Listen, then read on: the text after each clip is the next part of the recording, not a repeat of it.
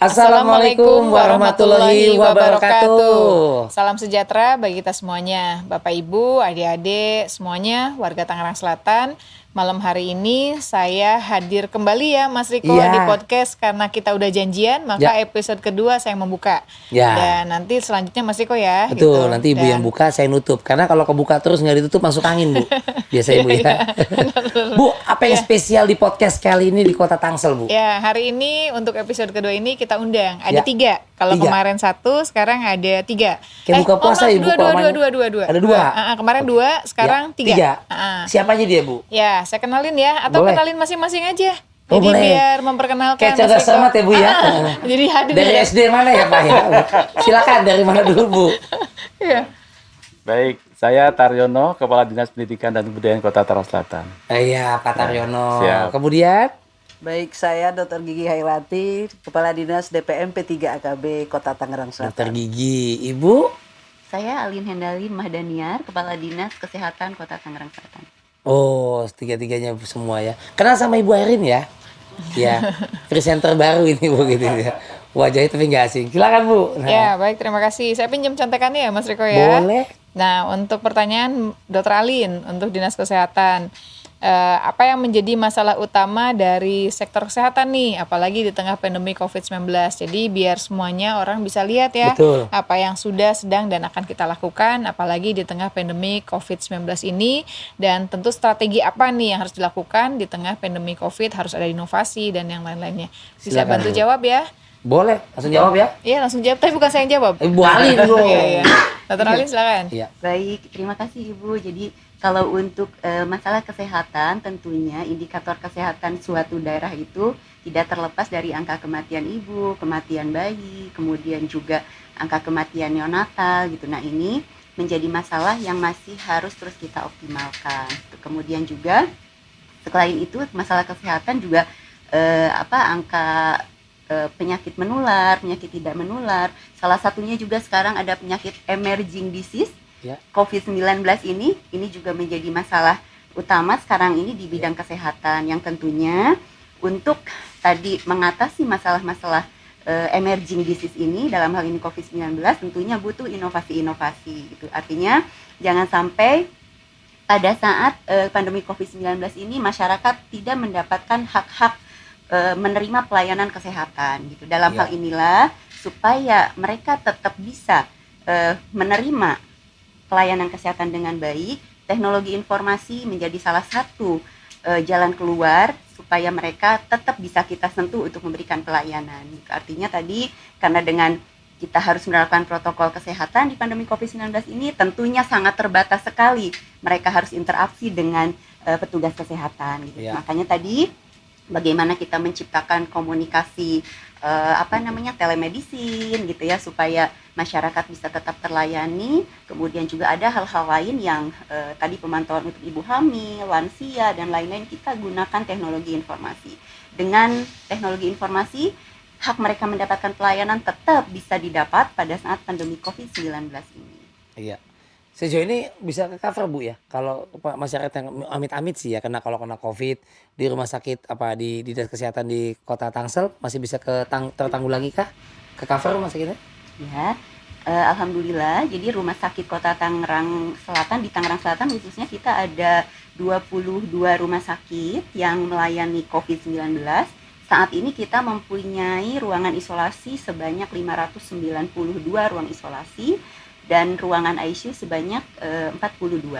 Dengan kondisi saat ini kita keterisian tempat tidurnya sampai saat ini per hari ini itu sebanyak 57% untuk keterisian ruang isolasinya. Kemudian untuk keterisian ruang ICU-nya ada di angka 79%.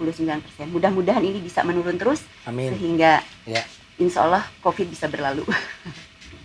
Tadi Bu mau tanya lagi Bu, kesehatan nih Bu, kan Ibu bisa lihat Bu kalau di Tangsel Bu. Iya. Saya pura-pura nanya aja ya, tapi jangan sampai jadi saya ngejawab lagi gitu kan. Iya. Suka lupa ya Bu ya. Keterusan. Iya, padahal saya host ya gitu kan. Betul. Iya.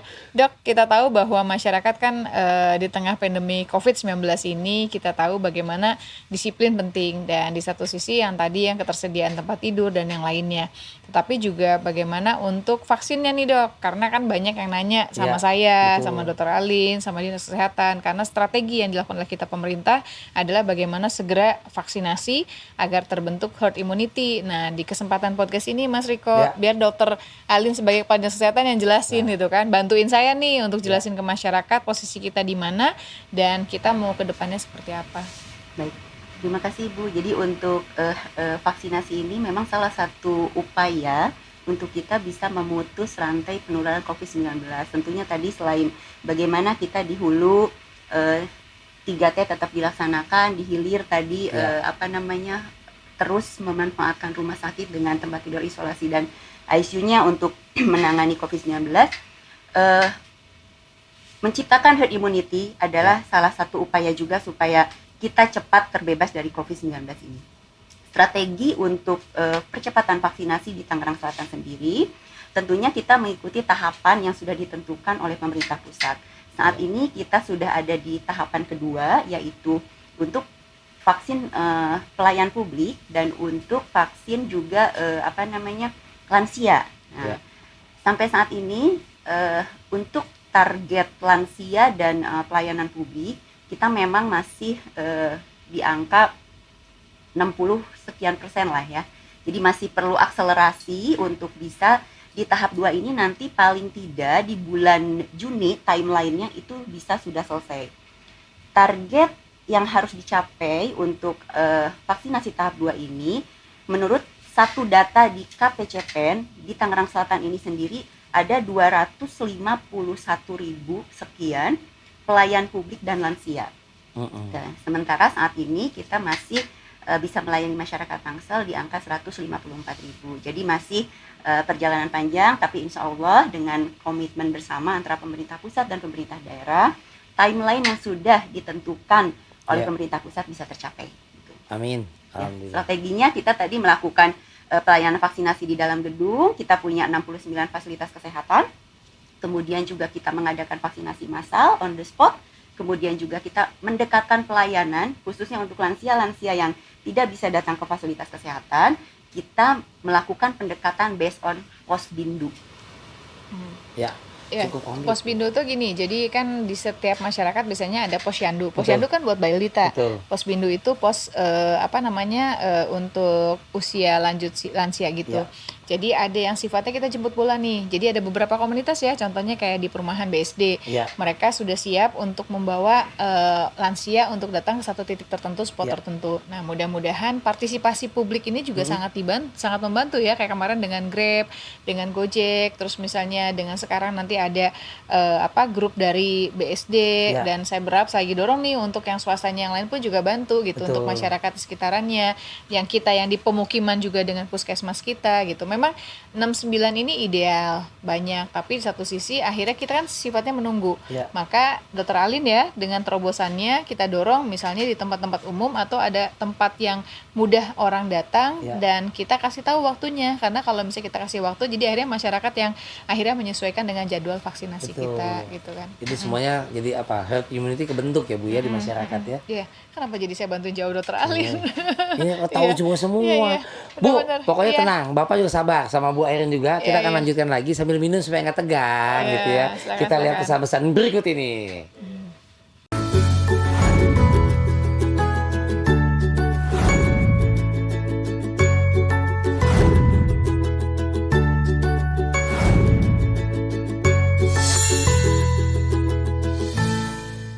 Ya, baik. Saya lanjut lagi ya Mas Riko ya. Boleh. Di sini mesti Mas Riko, tapi saya yang nanya ya. Boleh. Ah. Enggak, Ibu Iya. juga nanya nih Bu, banyak Ibu nanya. Benar-benar. Karena gini, banyak pertanyaan ke saya nih, Pak Taryono, Ya. sebagai Kepala Dinas Pendidikan, Mas Riko. Kan kita lagi fokus nih, kayak kemarin, bagaimana sebetulnya pelayanan publik kita dahulukan. Betul. Guru-guru kita kasih vaksinasi duluan Ya. dengan targetan Juni bisa Tatap muka. sekolah tatap muka dan yang Ya. lainnya. Jadi banyak nih guru orang tanya, kapan sekolah anak saya? Kapan anak saya sekolah? Saya sebagai ibu pun merasakan ternyata jadi guru tuh susah, Ya. harus banyak sabarnya gitu kan, mesti banyak sabarnya. Nah, jadi pasti saya memaklumi pertanyaan dari semua orang tua sekarang bertanya kapan anak sekolah. Saya ingat persis waktu di awal itu mereka cenderung udah Ya. pokoknya anak libur, jangan pernah anak sekolah dan yang lainnya karena Ngeri. khawatir takut dan lain-lain. Ya. Tapi sekarang di titik posisi saya ngelihat mungkin kalau persentasi 70% orang pada kepengen anaknya bersekolah. Iya. gitu kan. Jadi kan udah setahun lebih ya anak-anak secara Stres, online. Iya. Nah, pertanyaannya sekarang apa sih yang mau dilakukan oleh Dinas Pendidikan Kota Tangsel dalam rangka pendidikan bagi anak TK, SD, SMP maupun juga SMA dan juga untuk PAUD, perguruan tinggi yang lainnya, walaupun secara tanggung jawab kan SMA di provinsi, terus betul. tapi perguruan tinggi ada di kementerian, tapi kan masyarakat nggak mau tahu. Masyarakat taunya ini adalah Tangsel, maka mereka bisa Betul. bertanya kepada pemerintah Kota Tangsel. Nah, banyak sekali pertanyaan yang masuk ke saya nih Pak Taryono. Sebetulnya apa sih konsep pendidikan di tengah pandemi COVID-19 ini, mau diapakan dan mau dibawa kemana? Tapi bukan nyanyi ya Pak, Ya, Mas Eko gitu kan. lagu dong itu mau Bu. Iya. Gimana Baik. Pak? Ya, terima kasih Ibu.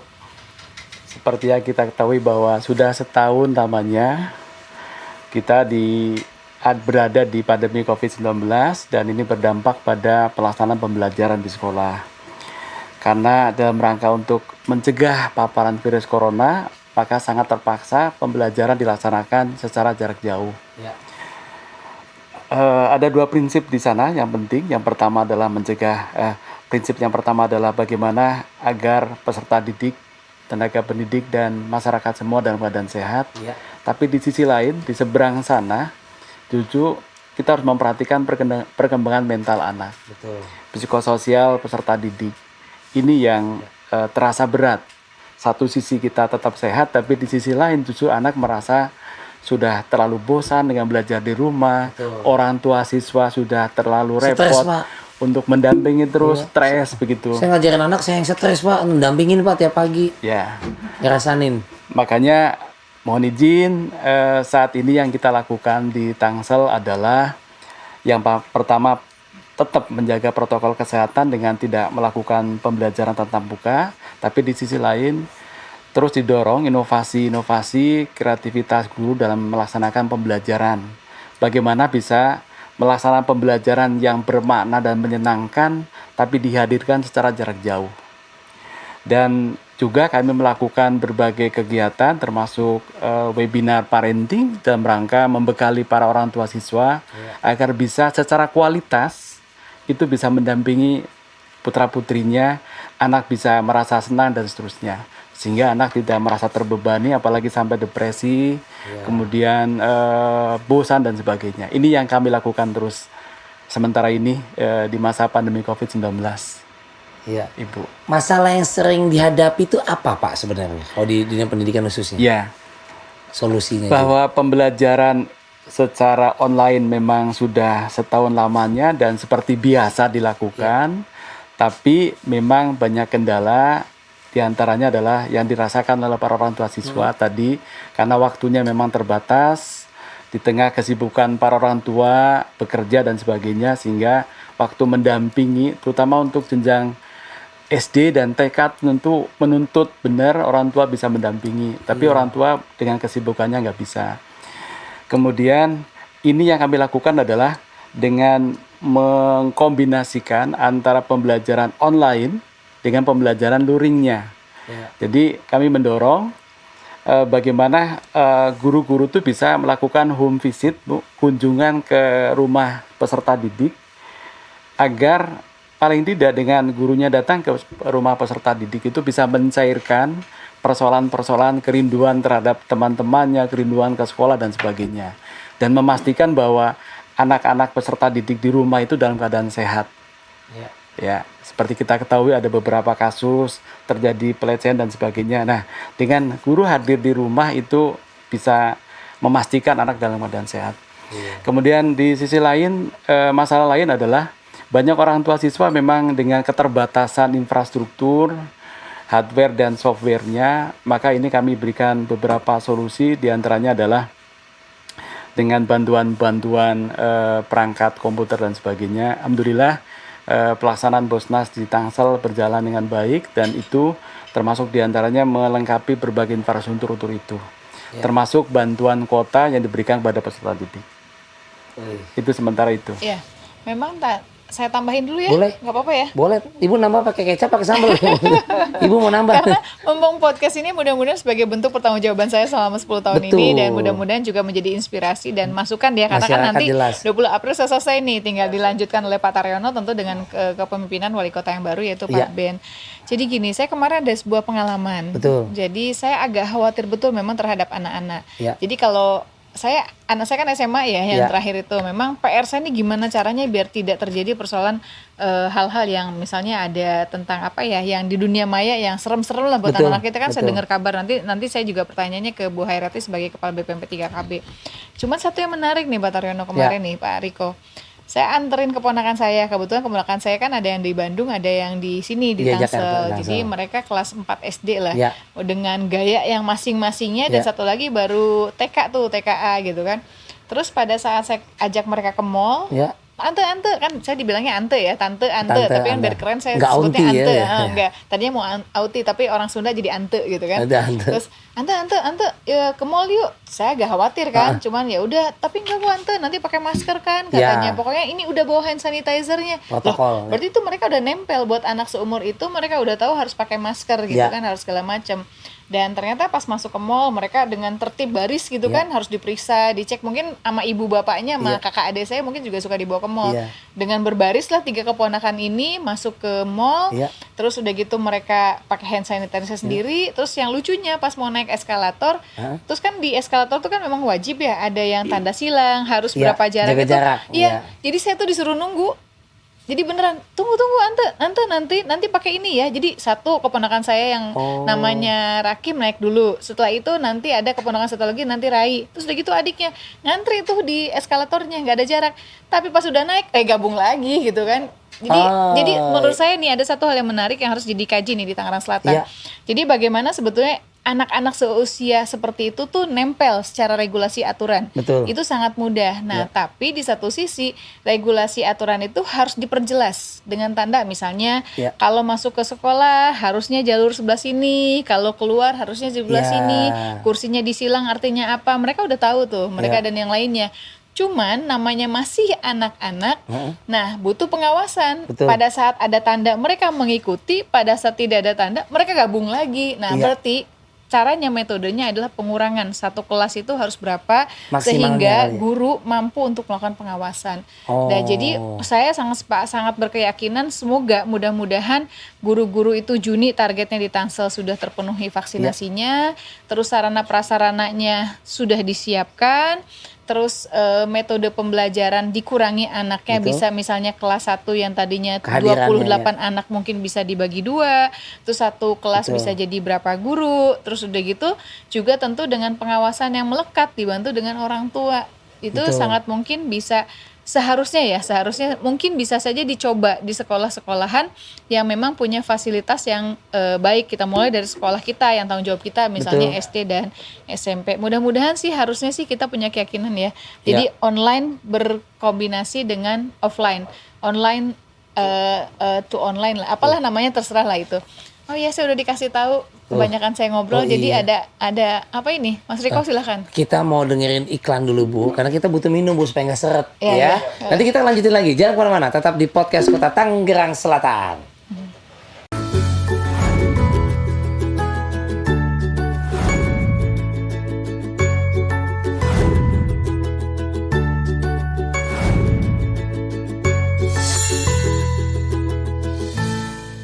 Ya baik, terima kasih. Kita kembali lagi ke podcast Tangerang Selatan, Mas Riko ya. Ih cakep. Kita tinggal tanya satu lagi sama Iya. Bu Hairati. Bu Iya. Hairati sebagai Kepala BPMP 3KB, tadi Pak Taryono bercerita tentang Iya. belajar secara online yang lainnya, dan ada beberapa resiko terutama terhadap perempuan dan juga perlindungan anak. Bisa cerita nggak sih Bu Hairati gimana sih tentang pemberdayaan perempuan, perlindungan Iya. anak, KB yang lain-lainnya untuk bisa disampaikan sama warga? Baik Ibu, terima kasih Ibu. Memang di Dinas Pemberdayaan Masyarakat, Pemberdayaan Perempuan, Perlindungan Anak dan Keluarga Berencana ini memang tugas pokoknya cukup banyak. Jadi mulai dari pemberdayaan masyarakatnya, kemudian dengan pemberdayaan perempuannya dan perlindungan perempuan dan anaknya, dan juga pengendalian penduduk dan keluarga berencana.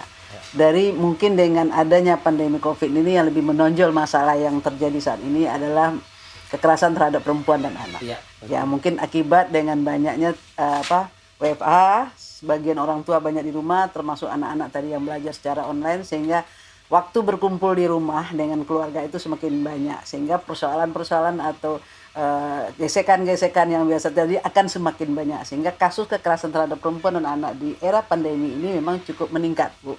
Baik itu dari KDRT-nya maupun pelecehan terhadap anak. Nah, ini satu masalah yang memang kita hadapi, dan untuk itu kita coba berbagai inovasi dan solusi untuk menyelesaikan persoalan-persoalan yang terjadi di masyarakat. Terutama kita mensosialisasikan bagaimana pencegahan kekerasan terhadap anak itu dengan bekerjasama dengan berbagai elemen masyarakat. Mulai dari kumpulan psikologi yang ada di Kota Tangsel membantu kita untuk selalu mensosialisasikan tentang pencegahan kekerasan terhadap anak, dan juga dari bidang-bidang lain, dan juga dari masyarakat pemerhati anak. Dan hal ini baik secara offline maupun online kita langsung kita selalu laksanakan hampir setiap bulan, Bu. Kita kadang-kadang bergabung dengan Pak Taryono untuk parenting keluarganya, kemudian kadang-kadang kita juga dengan komunitas lain ya. Kemudian kita memaksimalkan, kita punya jejaring di lapangan yang membantu kita untuk mensosialisasikan dan juga bagaimana jika terjadi kekerasan seperti apa kita harus hadapi, seperti apa pengaduan-pengaduan yang bisa mempercepat proses penyelesaian kasus-kasus yang terjadi di masyarakat. Nah, ini yang sudah kita punya jejaring pelindungan Puspaga, Pusat Pembelajaran Keluarga, sehingga setiap masyarakat yang mempunyai persoalan di keluarga itu bisa berkonsultasi di Puspaga. Puspaga kita itu ada mulai di kota, tingkat kota, kemudian ada di kecamatan. Nah, di Puspaga ini kita punya psikolog, tenaga ahli yang memang punya kemampuan untuk bisa mengkonseling setiap keluarga yang punya persoalan yang ada di masing-masing Dan keluarga. itu gratis, Bu, semuanya? Gratis semua, kita siapkan dari dana APBD. Banyak pos-posnya? Posnya yang induknya ada di Puspaga Kota Tangerang Selatan yang ada psikolognya, tapi kita punya cabang di kecamatan untuk menyaring dari data-data yang masuk, sehingga penyelesaiannya nanti ada di Puspaga. Itu untuk kasus yang berhubungan tentang pembelajaran bagaimana menyiapkan antara ibu anak dengan kondisi yang saat ini. Kemudian jika terjadi kasus kekerasan terhadap perempuan dan anak, kita juga sudah menyiapkan UPT P2TP2.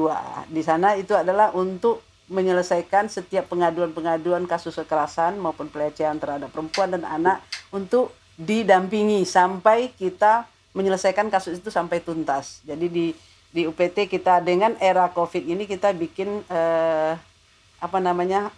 sistem pengaduan itu secara online. Karena kita kadang-kadang nggak mungkin tatap muka dengan kondisi yang saat ini, kita adakan secara online. Nah, hal ini sangat bermanfaat, sehingga masyarakat itu jika terjadi satu kekerasan, baik itu nanti dia berhubungan dengan masalah traumatik yang dia hadapi dengan kekerasan, itu kita dampingi dengan psikolognya. Kita punya rumah konseling. Ya, setiap kasus, karena kasus-kasus kekerasan yang menimpa anak itu biasanya tidak bisa selesai dengan satu kali konseling, itu sampai tuntas. Kemudian juga dengan ada masalah hukum, kita didampingi oleh lembaga hukum yang sudah bekerjasama dengan Dinas DPMP 3 KB. Sampai kasus itu tuntas baik di pihak kepolisian maupun di pengadilan, itu akan didampingi oleh konseling hukum itu. Hebat ya Bu Erin ya. Terintegrasi, Bu ya. Nih kalau saya mau nanya, Bu, nih saya penasaran soal KB, Bu. Nih, KB itu kan kepanjangan yang saya tahu kan adalah keenakan banget, Bu. Jadi orang suka bablas, Bu, lah gitu ya. Ini program KB di Tangsel sendiri gimana? Terkendali, masyarakat menjalankan masih atau bagaimana? Ya, kalau program KB di Kota Tangerang Selatan ini, kalau kita lihat pertumbuhan penduduk memang Tangsel termasuk tinggi. Tapi ya, Bu, ya? itu bukan akibat angka kelahiran. Tetangga saya asal bersin aja istrinya hamil, Bu. Asal musim hujan nambah begitu, saya bingung tuh, Bu. Ya, betul.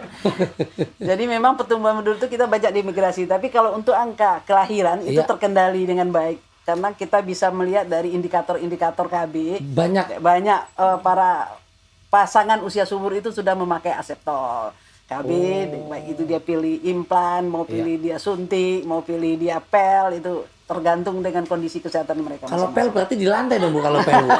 Kalau pil diminum, Bu. Oh ya, pil maksudnya. Iya, benar-benar. Itu bedanya, Bu. Ibu pernah dengar gak, Bu? Bedanya pil KB sama pilkada, Bu. Ibu pernah dengar gak, Bu? Udah. Udah denger ya? Sering itu. Tuh, Ibu nggak tahu. Bu jangan jadi ini ya, Bu, katanya kalau pil KB itu Apa? Kalau pil KB itu katanya kalau lupa jadi. Ya. Kalau pilkada, Jadi lupa, kalau gitu. jadi lupa gitu Bu. Ibu pilih yang mana Bu, enakan Bu gitu. Berapa sih Bu jumlah penduduk di Tangsel Bu? Mungkin data Ibu? Kalau penduduk kita di Tangsel itu di data BPS itu di Dukcapil itu cuma 1,4 ya Bu ya, tapi kalau di data BPS itu 1,7.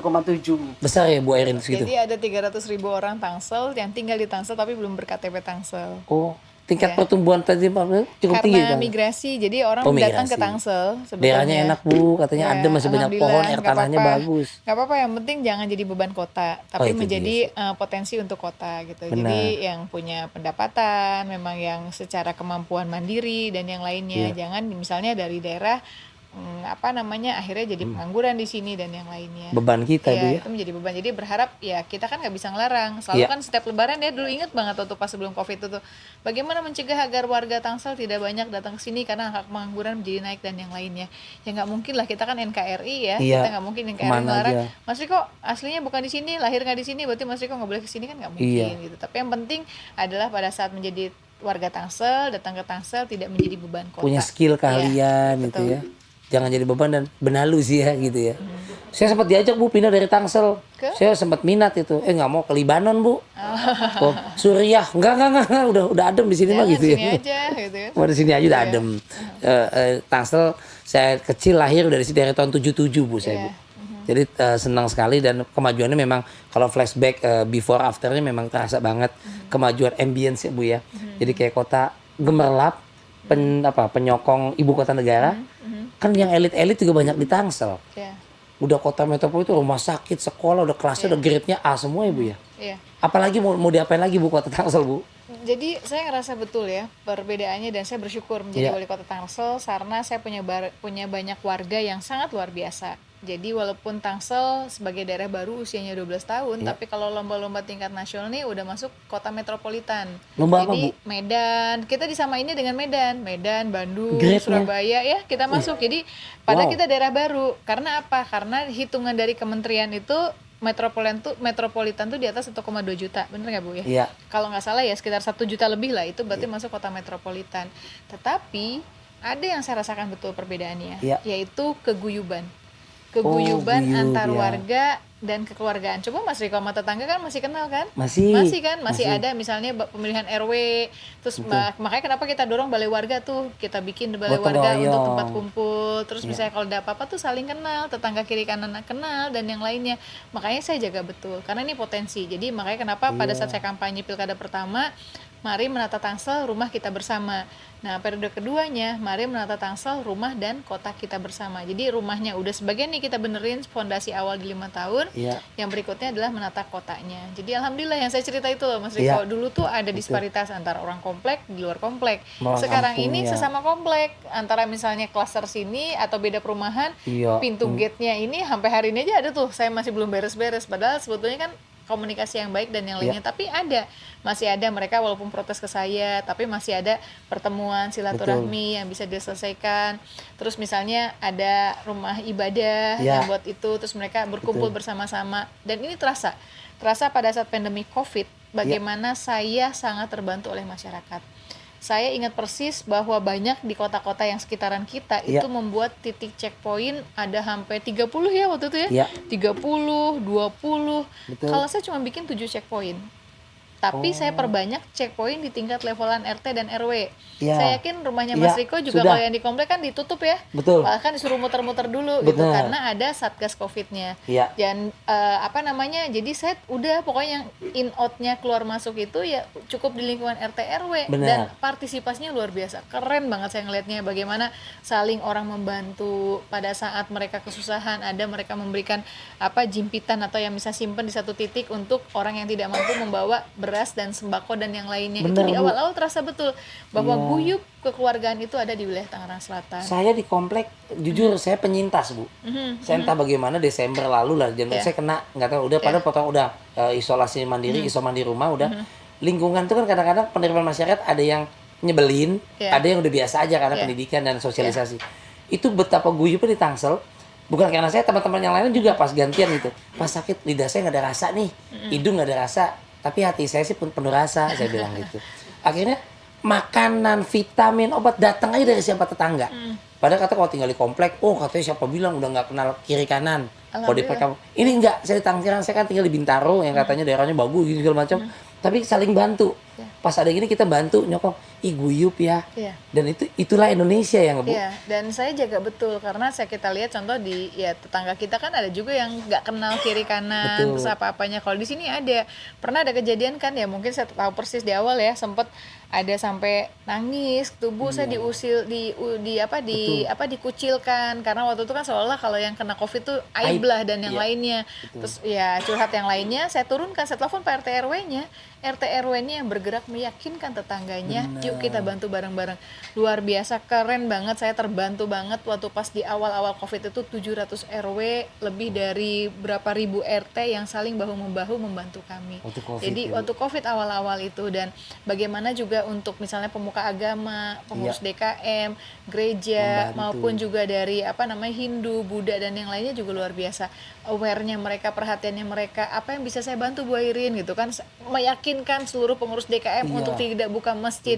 Ada yang pro, ada yang kontra, tapi ada yang percaya bahwa ini harus nahan dulu nih untuk ibadah di rumah. Mereka meyakinkan ke pengurus DKM yang lain itu ada, udah Bu Airin, biar saya yang menyampaikan bahwa ininya. Kalau Bu Airin ngomong kan pasti agak sulit nih. Iya. Biar kami yang masuk, itu kejadian. Tokohnya Bener ulama ya, kita terasa betul ya di awal-awal bagaimana bahwa persoalan ini pun juga ada. Contoh di kita sudah ada untuk yang tingkat RW itu apa Bu yang dibikin Kak Seto tuh satgas anak itu juga udah ada. Dan itu banyak yang dari ini masyarakat loh Mas Riko. Ada yang Inisiatif, sifatnya dari kita, ada yang sifatnya dari masyarakat.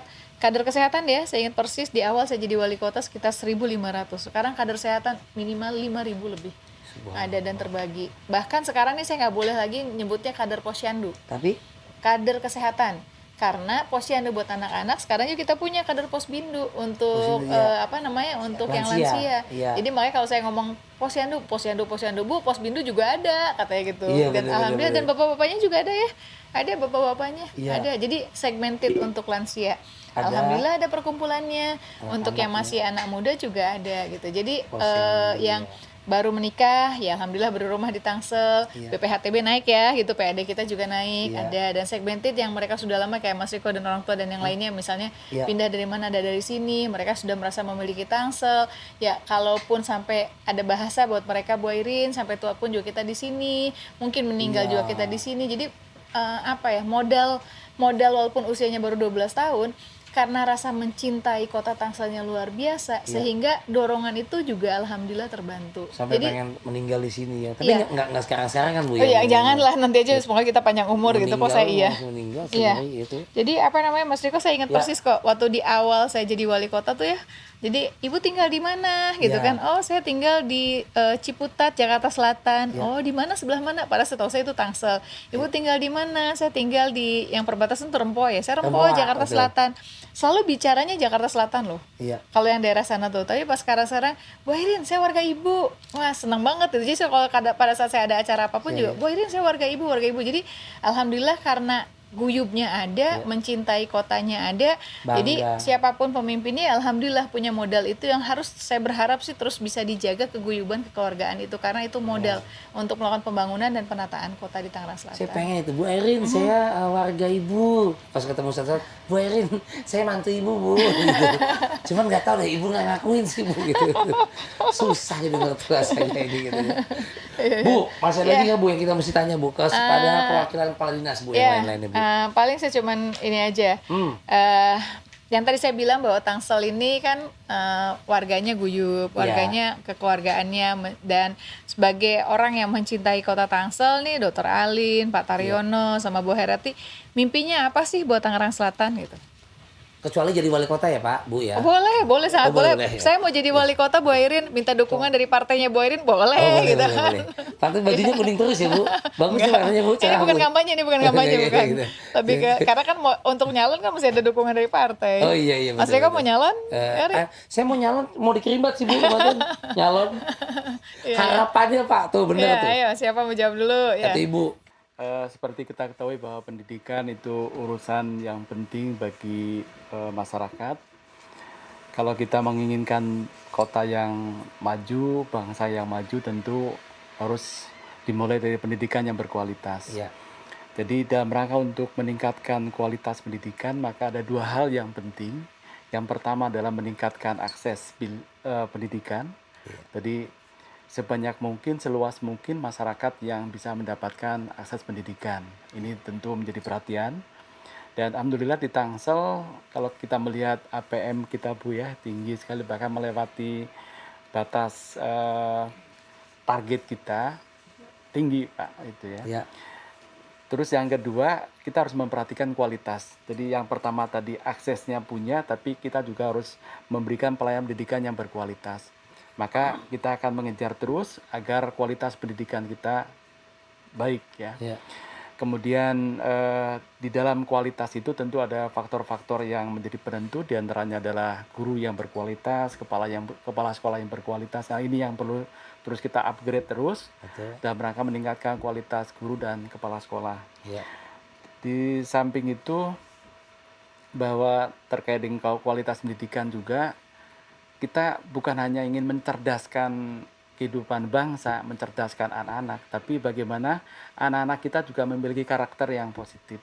Iya. Ya, jadi maka kami terus akan mendorong untuk upaya-upaya meningkatkan kualitas pendidikan dalam rangka untuk mencerdaskan dan membangun karakter peserta didik kita di Tangsel, Bu. Iya. Insya Allah kami punya program namanya Gerakan Sekolah Bersih dan Menyenangkan. Karena dari situlah ketika anak mendapatkan layanan pendidikan yang berkualitas, maka akan merasa senang, akan merasa bahagia gitu ya. Disitulah dengan anak yang berbahagia itu, maka akan muncul ide-ide kreatifnya, Ya. Minat bakatnya akan berkembang dengan baik. Seperti itu. Kalau Ibu boleh. Bu Ali, ya. Harapan saya Tangsel ke depan tentunya pertama mungkin tadi karena saya di dinas kesehatan, tentunya pelayanan kesehatan harus lebih berkualitas. Tadi bagaimana akses pelayanan kesehatan, bagaimana akses terhadap jaminan pelayanan kesehatan. Kemudian juga ke depan semoga kami bisa tetap menjaga apa yang sudah dibangun oleh Ibu Airin, bagaimana dalam mensukseskan suatu program itu tentunya kita harus koordinasi yang baik. Dalam hal ini tentu pentahelix ya yang harus kita pegang, itu bagaimana pemerintah bisa berjalan bareng dengan dunia usaha, dengan swasta, dengan akademisi, bahkan dengan media massa pun gitu. Nah ini mungkin yang harus kita maintenance dengan baik supaya tujuan-tujuan kita pun nanti bisa tersampaikan dengan baik ke masyarakat. Kemudian juga mempermudah koordinasi ya dan kolaborasi serta komunikasi yang dibangun dengan baik, karena sebagus apapun program yang kita rencanakan, bila memang tidak bisa dikoordinasikan dan dikomunikasikan, rasanya akan berjalannya kurang Timpang, sesuai ya, lah, kurang iya, sesuai dengan yang betul, kita harapkan itu. Jadi Iya. berharap Tangsel nanti bisa lebih maju dalam segala hal. Iya. Dalam segala hal, dan masyarakatnya selalu sehat, kita mempunyai derajat kesehatan yang sebaik-baiknya, dan juga tentunya tadi dengan derajat kesehatan yang baik, insya Allah semuanya bisa baik, pendidikan baik, kemudian juga makin sejahtera gitu ya, makin sejahtera, dan juga tentunya masyarakat Tangsel ini menjadi tadi masyarakat yang tetap guyub dengan kondisi kota, tetapi kekeluargaannya cukup tinggi. Nggak hilang ya Bu ya. Ya, tidak. Guyup ya Bu, bukan kuyup kan Bu ya. Ya, kalau kuyup hujanan. Kalau Ibu, Baik ya, kalau karena kami memang dari Dinas Pemberdayaan Perempuan dan Perlindungan Anak, kami berharap itu kota Tangsel ke depan itu memang benar-benar menjadi kota layak anak, sehingga semua fasilitas itu nyaman untuk anak. Kemudian semua juga pembangunan yang ada di kota Tangsel itu tidak berpihak ke satu sisi. Jadi ada kesetaraan gender, baik itu untuk disabilitas, untuk anak, untuk lansia, untuk perempuan, untuk laki, itu diberi kewenangan. Ini sudah ditanam oleh Ibu dari sekarang, itu sudah diarahkan, sehingga kita ke depan itu tinggal meningkatkan kerjasama dari berbagai sektor untuk berkelanjutan ya Bu ya. di sininya kita tutup podcast ini jadi Nah, selesai. iya, iya. Jadi ke situ aja, kayaknya udah aja. Mahal ibu. Iya. Takut kemalaman ada kuntilanak bulannya gitu. Terima kasih banyak ini Bapak Iya, Ibu ya. sama-sama. Makasih Bu juga. Erin cukup puas nggak jawabannya Bu? Udah cukup aja. Cukup? Kan itu harapan. Kalau saya nambahin berarti bukan harapan. Soalnya kesimpulan dibungkus semua nanti Bapak Ibu. Silakan Bu. Ya baik, terima kasih ya Pak Mas Riko, jangan bosan terus Ya. bantuin kita nih Mas Riko. Tadi Mata benar. Najwa mah kalah Bu pokoknya Bu. Kalah, Manana maaf. ya pada intinya ya. Betul yang bahwa disampaikan ya, kita pun juga harus bisa menyampaikan apa yang Betul. sudah sedang dan akan kita lakukan sebagai bentuk pertanggungjawaban. Jadi tugasnya Mas Riko sebagai warga Tangsel nih Ya. gitu kan, itu saya nggak tahu nih apakah ini Raja Tangsel apa Raja Pisang Raja Bu saya Bu. Pisang Raja gitu kan, sekarang udah Sultan apa ini yang lainnya ya, bahasanya kata anak saya Iya, juga nggak tahu betul. itu kan di ibu tuh ada ini gitu kan, apalagi sekarang media komunikasi yang ideal di tengah pandemi kan seperti ini gitu. Iya. Jadi apa ya tadi kenapa saya jadi kemana-mana ini? Nah, nggak tahu Ibu mau Ya kemana pokoknya Bu? itu closing statementnya. Ya udah, oke sampai berjumpa di episode berikutnya gitu ya. Ya, Makasih boleh. ya. Terima makasih kasih, banyak. sampai jumpa lagi ya. Ya, Terus mudah-mudahan- tonton ya di podcastnya Kota Tangerang Selatan. Ya. Sampai jumpa. Assalamualaikum Waalaikumsalam. warahmatullahi wabarakatuh. Assalamualaikum.